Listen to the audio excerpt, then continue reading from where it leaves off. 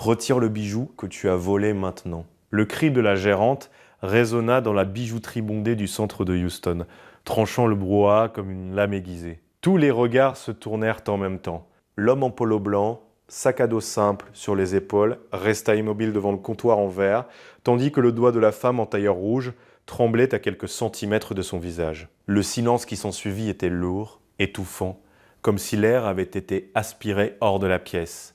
Certaines personnes s'approchèrent, d'autres levèrent leur téléphone discrètement. Un couple chuchota près de la vitrine, l'accusation était lancée, publique, cruelle, sans retour. La gérante respirait vite, le visage rouge de colère et de mépris.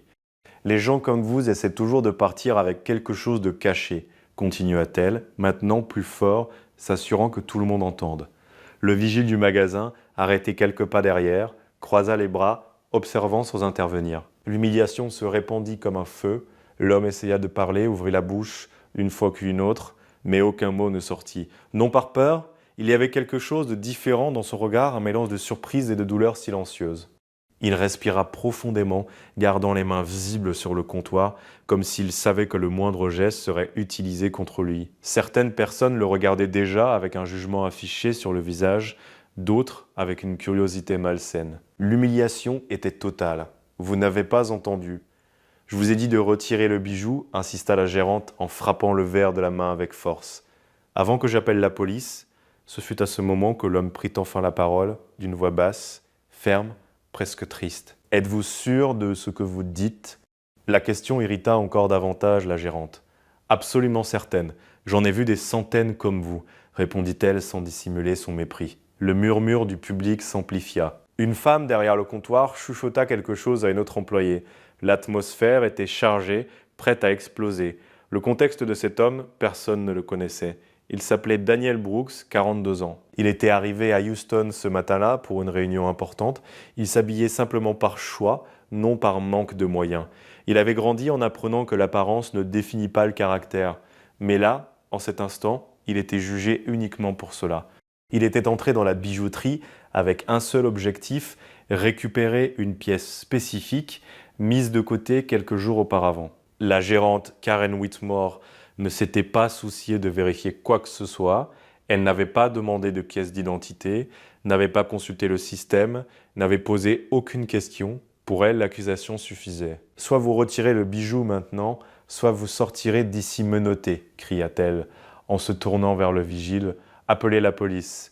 Le vigile fit un pas en avant, sortant sa radio. Le public s'anima. Certaines personnes filmaient déjà sans retenue. L'homme respira profondément, une nouvelle fois. Ses yeux parcoururent lentement chaque visage autour de lui. Il n'y avait pas de colère dans son regard, il y avait de la déception. « Appelez », dit-il calmement. La phrase tomba comme une bombe silencieuse. La gérante hésita une seconde, surprise par la réponse, mais sourit bientôt en coin, certaine d'avoir le contrôle. Le vigile passa l'appel. Quelques minutes plus tard, 2 voitures de patrouille se garèrent devant le magasin. Les portières s'ouvrirent, 2 officiers entrèrent, attentifs, évaluant la scène. « Il a volé un bijou », lança la gérante avant même qu'une question soit posée. On l'a pris en flagrant délit. Le policier le plus âgé regarda l'homme, puis la gérante. « Où est le bijou ?» demanda-t-il. « Sur lui », répondit-elle en pointant du doigt. Daniel tendit lentement la main et posa sur le comptoir un petit écrin de velours. Il l'ouvrit avec soin. À l'intérieur se trouvait un collier de grande valeur. Le public réagit avec un soupir collectif. Pour beaucoup, cela semblait confirmer la culpabilité. « Vous voyez » dit la gérante, presque triomphante, « je vous l'avais dit ». Le policier prit l'écrin, examina le collier, puis regarda à nouveau Daniel. « Avez-vous une facture ou un justificatif ?» Daniel hocha la tête, sortit son téléphone de sa poche et le déverrouilla calmement. La gérante leva les yeux au ciel, impatientait. Mais avant qu'il ne montre quoi que ce soit, quelque chose d'inattendu se produisit.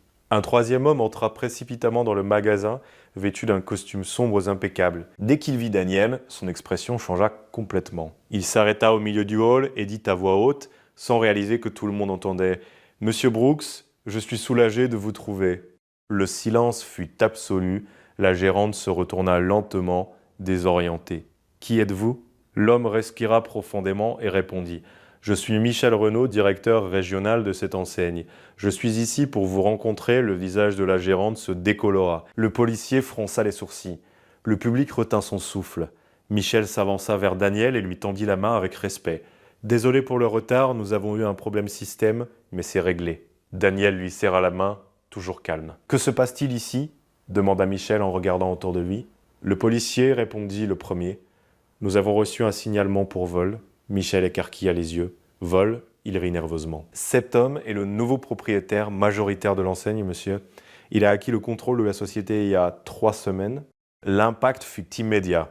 La gérante recula d'un pas, comme si elle avait reçu un coup à l'estomac. Le téléphone d'une cliente tomba par terre. Le vigile décroisa les bras, visiblement déstabilisé. Le bijou qu'il tenait, continua Michel, est un cadeau d'entreprise commandé par lui-même. Il avait été mis de côté à son nom. La gérante commença à balbutier quelque chose, mais aucun mot ne prenait de sens. Son visage affichait désormais une panique pure. Daniel la regarda pour la première fois avec fermeté. « Vous m'avez accusé, sans demander, sans vérifier, sans respect, dit-il d'un ton serein. Non pas pour ce que j'ai fait, mais pour ce à quoi je ressemble. » Le policier rendit l'écrin et présenta des excuses formelles.